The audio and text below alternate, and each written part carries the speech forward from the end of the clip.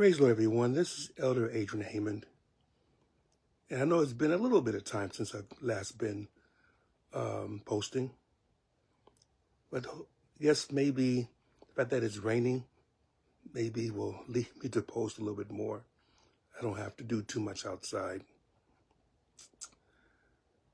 But as you may know, I was thinking about the most recent discussions and peace plans, especially the one put forth by our own president, President Trump. And you have to give him kudos for that he brought together two people that were two groups that essentially wanted to kill each other. Not just kill, but annihilate. They wouldn't feel any better, or they would be extremely happy if the other party didn't exist. Of course, that's Israel and Hamas. Now, it gets tricky from there. And this is the reason. Hamas, of course, has been battered, bludgeoned, and many people now on the Palestinian side hate Hamas. Many people love them, of course, because they're the ones that are fighting for them, but many people hate Hamas for what they brought upon themselves, what they brought upon the people. Destruction, indiscriminate killing. Now, understand this too, though, and this is where I'm going to get to. They blame the Israelis too. They're the ones that are bombing. They're the ones that are shooting. They're the ones who are holding up needed food and supplies. Just to be honest, the Palestinians are a mess right now. Now, I don't mean a mess in terms of what they've made themselves, but I mean a mess in terms of, you could think everybody's against us. Even our own people are against us. They want to kill us. They don't care anything but their own selfish pride.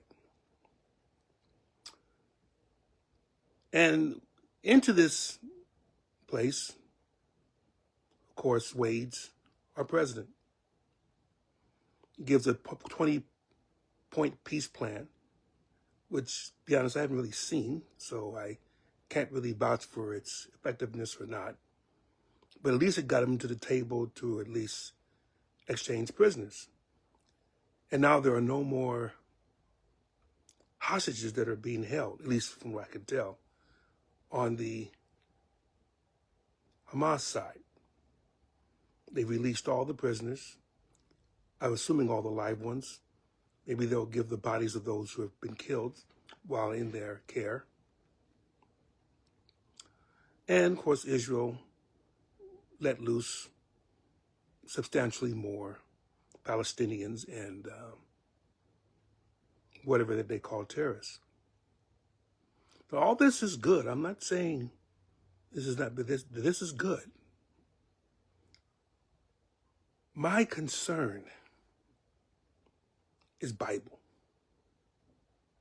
And there will come a time, and I think the time is growing, because at this particular point, you have most of the nations of this world that are lining up behind the Palestinians. They're not going to get in the way of Israel and Palestine, or the Palestinians, or Gaza, but they have stated that they want a two-state solution. Of course, those who are hardline in Israel don't want that, because they feel like it's been prophesied in the Bible that they will, from the Euphrates, from the Euphrates to the Red Sea, pretty much. And that's a pretty good sized chunk of land. Definitely more than what they have right now. and they want what their ancestors had. And they feel as if the Palestinians, they're squatters. They don't really own the land. It wasn't promised to them by God. And they're going to take it away from them by hook or by crook. And whether or not the prophecy is true, and I, of course, believe the Bible is always true, there's always a way of doing things. And I believe, and this one thing keeps sticking in my mind, that the destruction that Israel unleashed on Hamas for Hamas's admittedly dastardly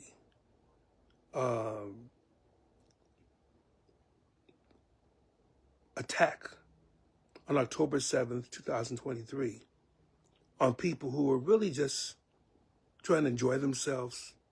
Many of them were at a concert. In the midst of singing and dancing and so on, hordes of people come by and their purpose is to kill you. That's pretty tough and pretty tough to forgive. But I will say this. Let's say that the Palestinian accounts of how many have died in this, and they put it at 60-something thousand. That means that 60 times as many people ended up dying out of Palestinians as the 1,000 or so that were slaughtered by Hamas. And why am I saying that? This is it. You may kill the leaders. You may kill the foot soldiers. But both the leaders and the foot soldiers have families, as well as all the others who really weren't part of Hamas but died anyway. And coupled with the ones who are being killed by settlers on the West Bank, you are bound to raise a whole group of people whose only ambition is to completely wipe out, annihilate, destroy, eradicate, exterminate the Israelis living on this land. And as the ways of death become more sophisticated, they will look at ways of doing so. And they have their allies. And as much as I believe that the Jews are God's people from the Old Testament, that he has not forgotten them, they're going to pay a lot for what has happened. Because justly or not, those that have went through this particular situation, whether they were unscathed or had parents or siblings killed or sons and daughters killed or maimed, or they're maimed themselves, they're going to plot. And they're going to plot some more. And they're going to bite their time. And at a time when no one's looking, they're going to attack. And it's not just the Palestinians. Remember, Israel did not do itself any favors by, even though, yes, we know that Iran, that they didn't like Israel anyway. But bombing them like that, it's going, there's always, remember, for every action, this is in physics, I learned this in physics, for every action there is an equal and opposite reaction.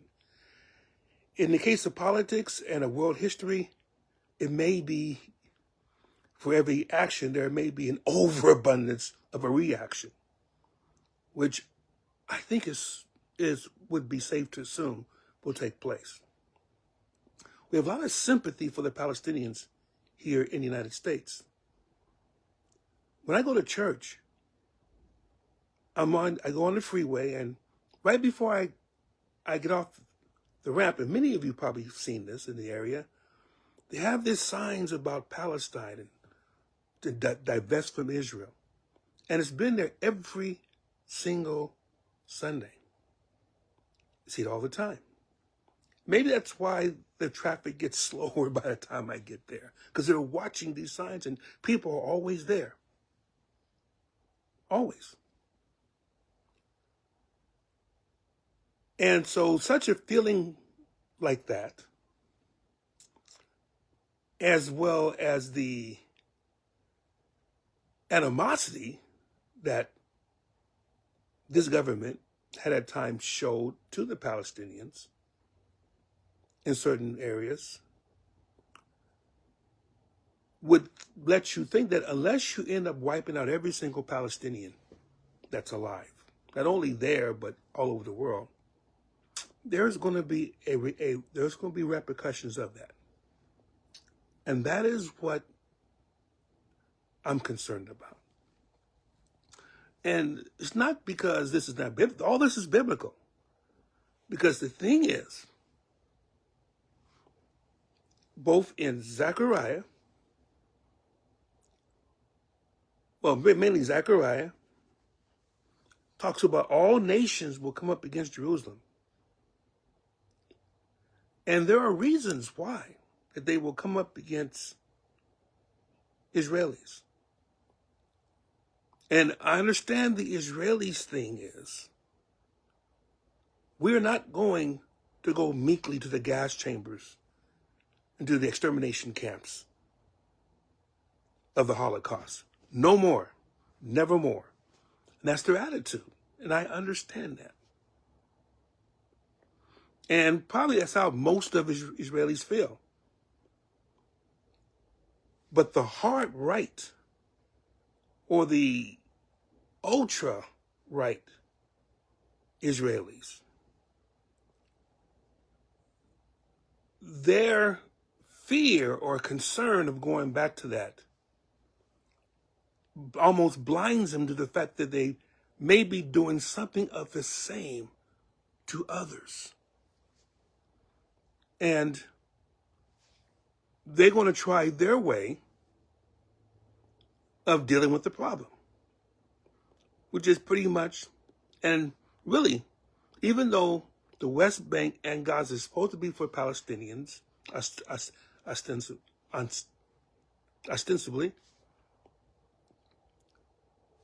it is still going to be a huge issue because there are many Israelis who want to settle. Right now we have these battles between settlers and Palestinians on the West Bank. The same thing is going to happen to Gaza, if not worse. Israel is going to come by, try to seize the land. They have their guns and so on, and they will try to force people off their land. Little by little, they're going to try to work it so that it's all Israelis, no Palestinians. And again, whether you agree with the Jews or you agree with the Palestinians, that's not the case here. The case is essentially things that will probably happen as a result of all of this, which then makes the people who are for the Palestinians, that they will find some way to get the world's attention. And what does that mean?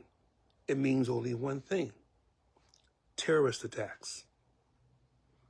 Not just in Israel, but you can expect them all over the world, especially here in the United States. Now, this is what our government is afraid of. So that's why they want to turn all the Palestinians that are in the United States and have them go back to Palestine. So it's only going to make it worse. It makes them think that the U.S. is on Israel's side on everything, is on Israel's side and getting rid of all the Palestinians. And no matter who's going to be the president after President Trump, this country's still going to be a target. And it's going to be, because right now the Palestinians have all the sympathy. Which is why most of the nations are arrayed against Israel doing what it's doing. And it's going to come to a point whereas even with all the weapons they have, Israel's not going to be able to defend himself totally. And they're going to have to depend on somebody to make a lasting peace agreement. And talk about peace agreements, this is what Trump is doing is admirable, but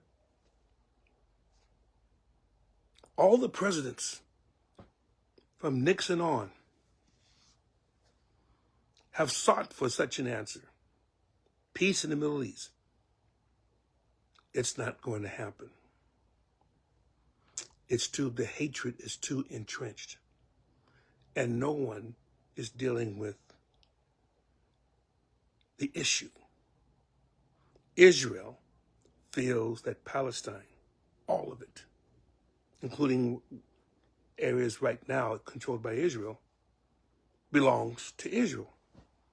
Palestinians had been on the land since the Jews were kicked off thousands of years ago. Thousands of years ago, then essentially, why should you be even thinking about coming back to this land? You've been gone for thousands of years. Which is not a bad thought, especially since we did the same and worse to the indigenous population here in North America. So we really can't say anything to Palestinians because we, like it or not, committed our own Holocaust. Wiped out most of the Native Americans that were here. And we will be continually reminded of that. So our moral high ground is not there. The reason why I'm saying this is because, saints, what God has prophesied will happen, will happen. The nations will be situated around Israel. As it says in Zechariah, all nations will come up against it. In Daniel, they'll be seeking a peace treaty, and they'll make one that seems to be lasting, seems to be one that is ironclad, with someone that they feel will be able to guarantee it. And once that treaty is signed, the stopwatch of God's dealings with Israel will begin once more. It's been stopped ever since Jesus died on the cross. He was rejected. The stopwatch stopped. But there's 7 more years, 1 week of the 70 weeks prophecy that Daniel talks about, that still needs to be fulfilled. And it begins when the peace treaty is signed.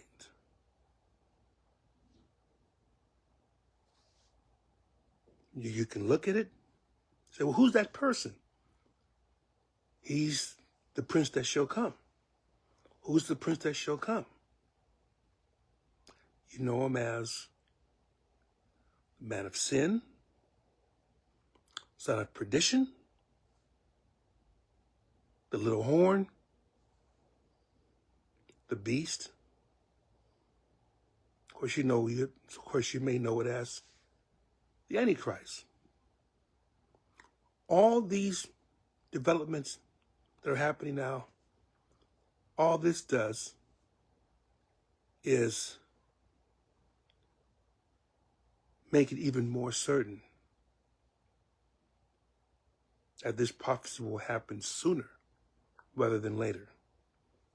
And no, I am not saying that President Trump is the Antichrist.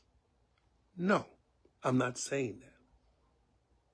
I'm saying that with everything's going on in this peace treaty, I want it to succeed, but I don't think it will, because it does not address the major issues. It's not about money. It's not about transactions. It's much deeper than that. So keep watching the Middle East. Even if this calms down for a bit, just remember what I said. The families, the sons, the daughters of those who've been killed, maimed, hurt, and in any way dispossessed by this war between Israel and Hamas, those descendants will bring it back once again, and they'll have help. For all of the Arab nations that you feel have lined up to, well, not lined up, but they've stayed up on the side, they're apt to go against. And if they have support from the other Western nations, then Israel is in huge trouble. It's not like I want this to happen, but it's bound to happen. If this was a Democratic president, I'd be saying the same thing. Prophecy will be fulfilled. God bless you. May He keep you. Keep praying. Keep fasting. Keep believing, because the Lord is soon to come. In Jesus' name, take care.